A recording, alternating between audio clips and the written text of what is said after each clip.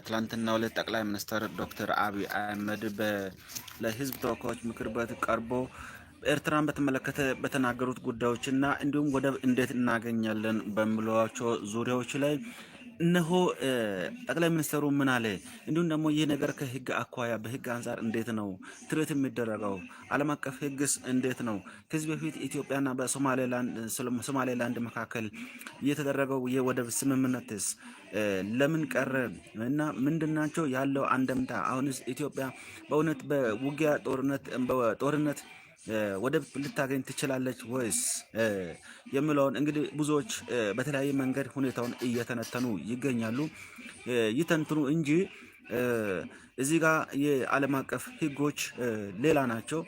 ኤኒዌይስ ግን ጠቅላይ ሚኒስትሩ ምን አሉ? በህዝብ ተወካዮች ምክር ቤት በትላንትናው ዕለት በወቅታዊ ጉዳዮች ላይ ማብራሪያ ለመስጠት በቀረቡበት ወቅት የተናገሩት አንድ ሀሳብ አለ።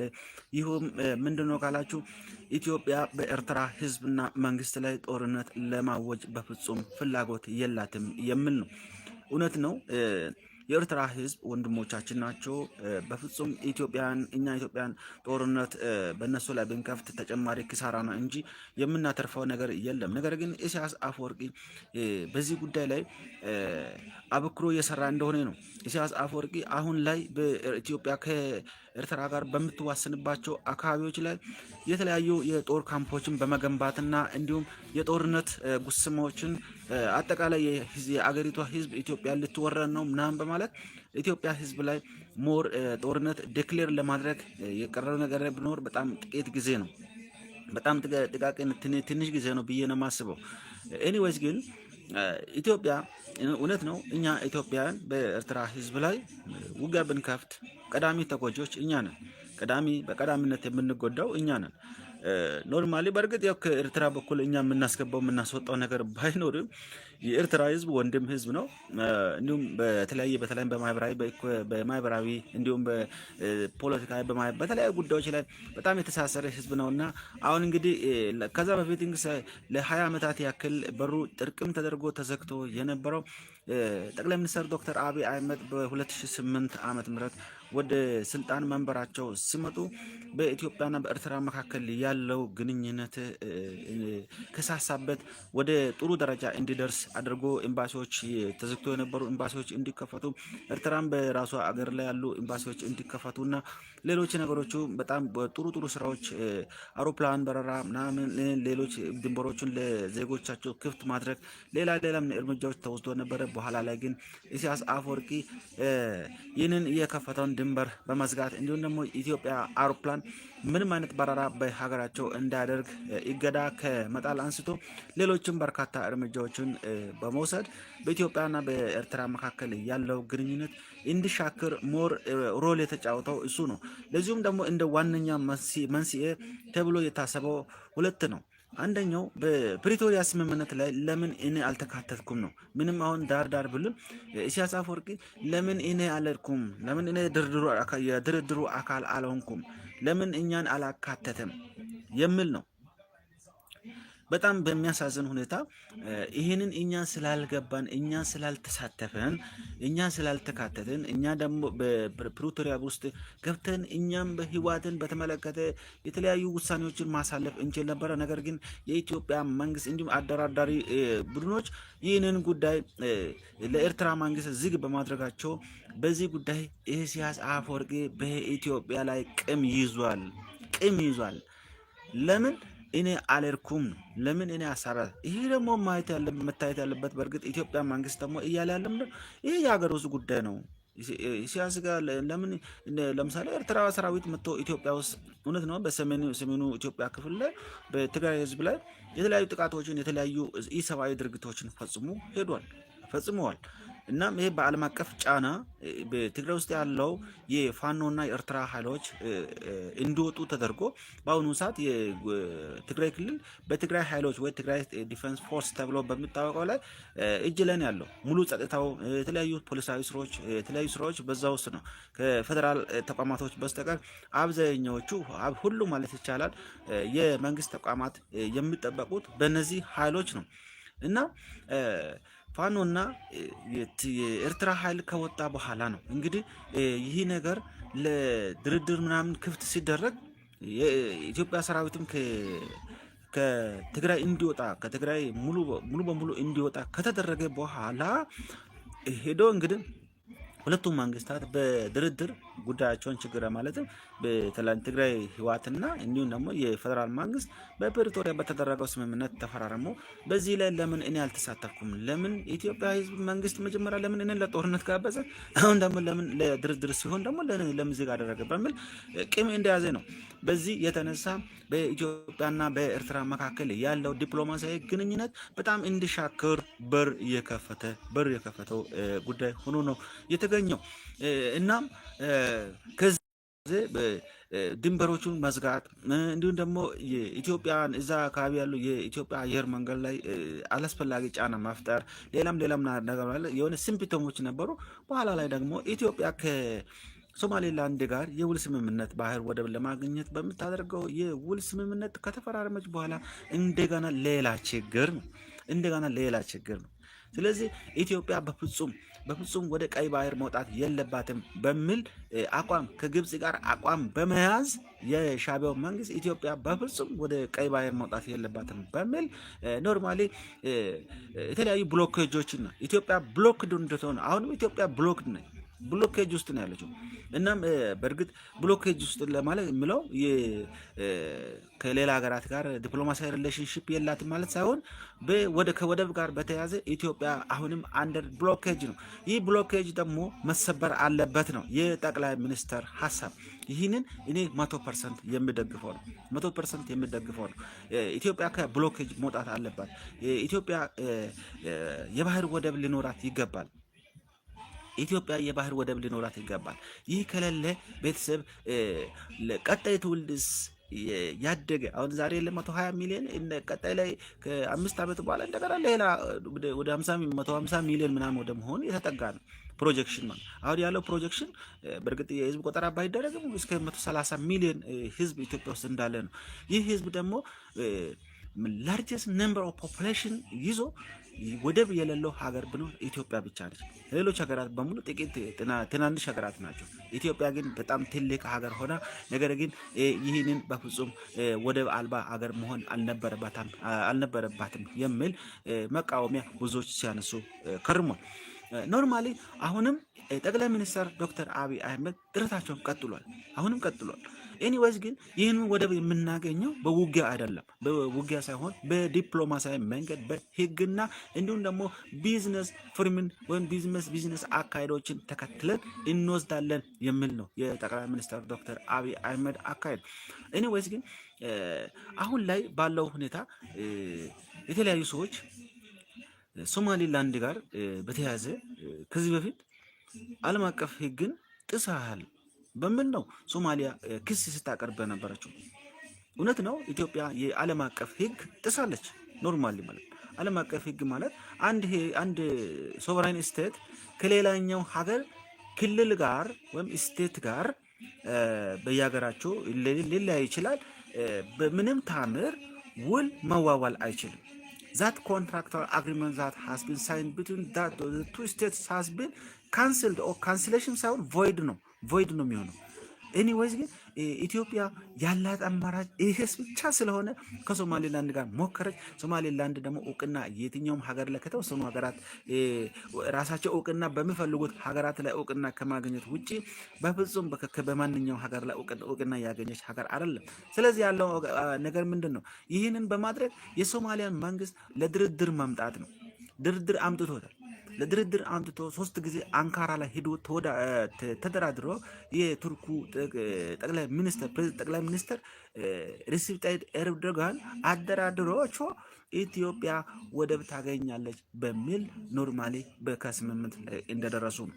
ይህ በእርግጥ የሚገኘው ወደብ በሶማሊያ ይሁንታ ነው እንጂ የሚተዳደር ነው እንጂ በኢትዮጵያ ይሁንታ የሚተዳደር አይደለም።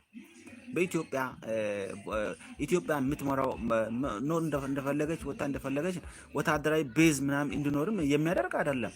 ነገር ግን ለተለያዩ ለኮመርሻል ፐርፐስ ብቻ እንዲያገለግል ታስቦ የሚሰጥ ወደብ ነው እንጂ ሌላ እንትን ኖርማሊ ወታደራዊ ቤዝ ሊኖር የሚያስችል አይደለም። አሁን ግን ኢትዮጵያ በሶማሌላንድ በኩል ልትወስድ የነበረችው ናቫል ቤዝ ነው። ኖር ወታደራዊ ቤዝም ጭምር እንዲያገለግል ተደርጎ ታስቦ ነበረ። ኤኒዌይስ ግን አሁን ላይ ግን ከአሰብ ጋር በተያያዘ አሰብ ያለ ጦርነት መውሰድ እንችላለን ወይስ ያለ ጦርነት? ኤርትራ እንደውም በእውነት ፈቃደኛ ሆኖ አሰብ ወደብ ተጠቀሙ ብሎ ለኢትዮጵያ መስጠት ይችላል። እዚህ ጋር አንድ ጊቭ ኤንድ ቴክ የሚባል ፖሊሲ አለ።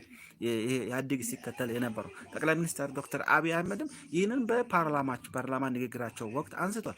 ጊቭ ኤንድ ቴክ ፖሊሲ ወይ ሰጥቶ መቀበል ፖሊሲ ተግባራዊ አደርጋለሁ የሚል ሀሳብ ሲያራምዱ ነበር። ይህ ነገር እንግዲህ አሰብን ለመቀበል ማንን ነው የምንሰጠው ነው? የትኛው ነው የምንሰጠው ነው? ምንድን ነው የሚሰጠው ነው? ኖርማሊ ምንድን ነው የሚሰጠው ነው? ኤርትራ ከኢትዮጵያ የምትፈልገው ግዛት አለ ወይስ?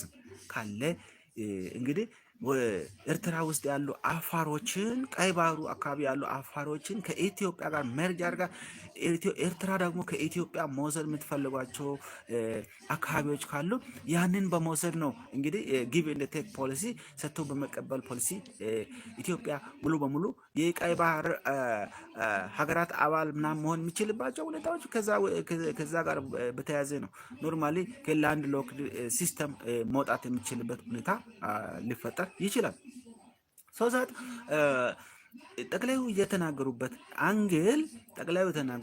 አንግል ያለ ጦርነት እንወስዳለን ስል እንግዲህ የተለያዩ ሰዎች ደግሞ አይ ያለ ጦርነት በፍጹም የሚሆን አይደለም የሚል ነው።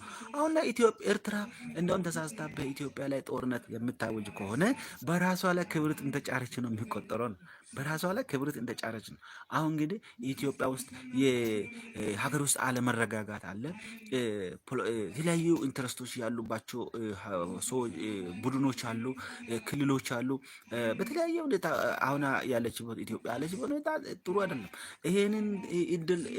ይሄ ነው እንጂ እኛን የሚያግደን ሪሊ ኢትዮጵያን እኛ አንድ ብንሆን ኖሮ ከሰሜን እስከ ደቡብ ከምስራቅ እስከ ምዕራብ ድረስ ሰላም ቢሆን ኖሮ ሪሊ ኤርትራ ለምና ትሰጠናለች በጣም። ምክንያቱም ኢትዮጵያ አንድ ስትሆን አፍሪካ ይፈራል፣ ዓለም ይፈራል ማለት ነው።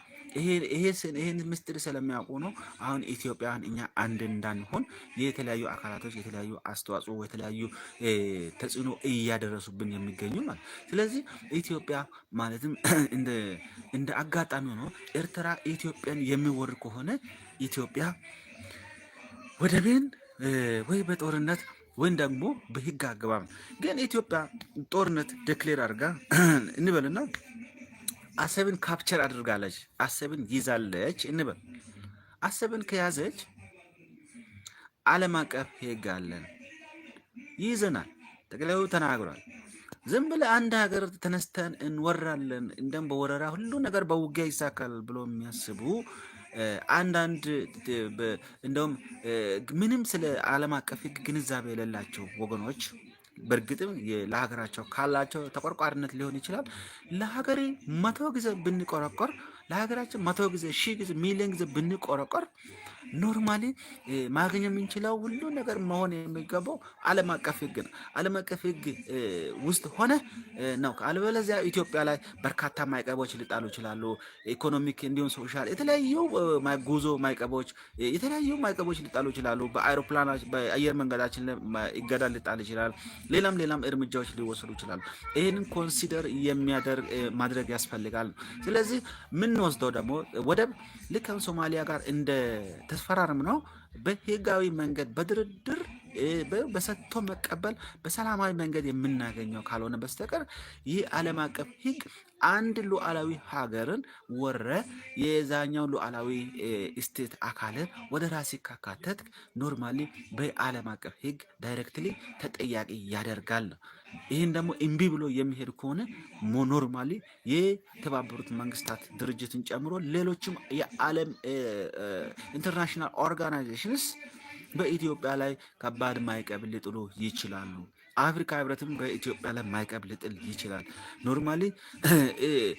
ነገር ግን አሁን ላይ ደግሞ ኤርትራ ከኢትዮጵያ በትግራይ በኩል ያሉ ሩብ የመሳሰሉትን በርካታ ስፍራዎችን በቁጥጥሯ ስር አድርጋ በአልጀርስ ስምምነት መሰረት የኔ ነው ብላለች። የኔ ነው ብላ ወደ ራሷ አካላ በአሁኑ ሰዓት ግን ይህንን ደግሞ አኪዜሽን ወይም ደግሞ ክሌም አንስቶ አሁን ላይ የኤርትራ ሰራዊት ኢትዮጵያን ለቆ እንዲወጣ ነው። ይህ ካልወጣ ደግሞ እንግዲህ አስብ። አሁን ላይ እንግዲህ በትግራይ ውስጥ ያለው የህወሓት ራሱ ለሁለት ተከፍሎ ነው የሚገኘው። እንዲሁም ደግሞ በኦሮሚያ ውስጥ ሸኔ፣ እንዲህ በአማራ ውስጥ ፋኖ እና በሌሎች አካባቢዎች ላይ የሚደረገው ጦርነት በአሁኑ ሰዓት ለኢትዮጵያ መንግስት እጅግ በጣም ከባድ ፈተና ሆኖ ነው ያለው። ከባድ ፈተና ሆኖ ነው ያለው። ይሄ በሆነበት ወቅት አሁን ተጨማሪ ውጊያ፣ ተጨማሪ ጦርነት ከኤርትራ ጋር ብናደርግ አስቡት። በትግራይ ክልል ላይ ብቻ እንኳን ባደረግነው ውጊያ ከ100 ቢሊዮን ብር ብቻ ያ ማለት እንግዲህ ኑሮ ባልተወደደበት ሰዓት ላይ ነው። 100 ቢሊዮን በላይ ገንዘብ አተናል። ንብረት ተውት፣ ገንዘብ በገንዘብ ብቻ ነው። ኦንሊ በሞኔታሪ ቫልዩ ገንዘብ በሞኔታሪ ደግሞ ወደ ሌላ ደግሞ ወደ ንብረት ደግሞ ሲዛ በጣም ብዙ ገንዘብ ነው። የንብረት ወደ ገንዘብ ነው ወይም ደግሞ ፕሮፐርቲ ነው ያጠነውና ይህ የጠፋው ደግሞ የሰው ህይወቱን አስብ። በጣም በርካታ ሰው በርካታ ኢትዮጵያውያን በርካታ ወጣቶች ለዚህ ጦርነት ብሎ መስዋዕትን ከፍለዋል። አሁን ደግሞ ኤርትራ ጋር ደግሞ የምናደርገው ከሆነ አሁንም ዋጋ ያስከፍላል። ዋጋ እንዳንከፍል ነው የጠቅላይ ሚኒስትሩ ዶክተር አብይ አህመድ ግን ጦርነቱ ሪዘነብል ከሆነ ኢትዮጵያ የግድ መተንፈሻ ማግኘት ካለባት የዓለም አቀፍ ጫናዎችን መቋቋም የምትፈልግ ከሆነ ኖርማሊ በኤርትራ ማለትም ኤርትራ ደግሞ ገፍቶ የሚመጣ ከሆነ ኢትዮጵያ ላይ አስቀድሞ አንድ ጥይት የሚተኮስ ከሆነ ኖርማሊ ኢትዮጵያ የራሷን ድንበርን ለማስከበር ሲባል እንዲሁም ደግሞ አሰብን ህገወጥ በሆነ መንገድ ያጣችውን አሰብን ወደ ኢትዮጵያ የማካለል እድል በጣም ሰፊ ነው። ኢትዮጵያ ወደ ኢትዮጵያ አሰብን ለማካለል ያለው አማራጭ ሰጥቶ መቀበል ነው። ሰጥቼ አልቀበልም ብሎ የኢሳያስ መንግስት የምተብት ከሆነ ኖርማሊ በቀጣይ ከባድ ሊሆን ይችላል። ነገሮቹ ውስብስብ ሊሆኑ ይችላሉ እና በአጠቃላይ ኢትዮጵያ መንግስት የሄደበት መንገድ በጣም ደስ የሚል ነው። ጦርነት አናውጅም፣ በጦርነት የምንወስደው ነገር የለም በማለቱ ኖርማሊ እኛን ጦርነት አንፈልግም። ኖርማሊ ግን ኢትዮጵያ ደግሞ ወደብ እንዲኖራት እንፈልጋለን። በዓለም ላይ ወደ 44 ሀገራት የሚጠጉ ሀገራት ወደብ አልባ ናቸው። ከዛ ውስጥ ዘ ላርጅስት ነምበር ኦፍ ፖፑሌሽን ያለት ኢትዮጵያ ብቻ ነች። ኢትዮጵያ ደግሞ ይህንን ወደብ ባለቤት እንድትሆን ጠቅላይ ሚኒስትር ላለፉት 2 እና 3 ዓመታት የሚያደርጉት ጥረት እጅግ በጣም የሚበረታታ ነውና እጅግ በጣም የሚደገፍ ሀሳብ ሆኖ ነገር ግን በሰላማዊ እና ሰላማዊ መንገድ ብቻ የሚገኝ ወደብ ለኛ ደግሞ ብዙ ትርፍ ይዞ ስለሚመጣ በዚህ ጉዳይ ላይ ጠቅላይ ሚኒስትር ዶክተር አብይ አህመድ በያዙት መንገድ እንዲጸኑና እንዲሁም ደግሞ አቋማቸውን መላው ኢትዮጵያ ሕዝብም የሚደግፈው ስለሆነ በዚህ ሁኔታ ላይ እንግዲህ ጠንከር ያለ አካሄድ ጠንከር ያለ እርምጃ በመውሰድ ኖርማሊ የወደብ ባለቤት እስከምንሆን ድረስ አስፈላጊውን ትግል ሁሉ እንድናደርግ ለመጠቆም ወዳለሁ። ለዚህ ዩቲዩብ ቻናል አዲስ ሆናችሁ ለዩቲዩብ ቻናል ሰብስክራይብ በማድረግ ቤተሰብ እንድትሆኑና እንዲሁም ደግሞ በቲክቶክ ላይ ፎሎ፣ ኮፒ ሊንክ፣ ሼር በማድረግ መረጃዎችን እንድታገኙ በአክብሮት ጠይቃለሁ። መልካም ቆይታ። በሌላ ላይ ከሰዓት እመለሳለሁ። ሀገራችን ኢትዮጵያን ፈጣሪ ባርካት። ቴንክ ዩ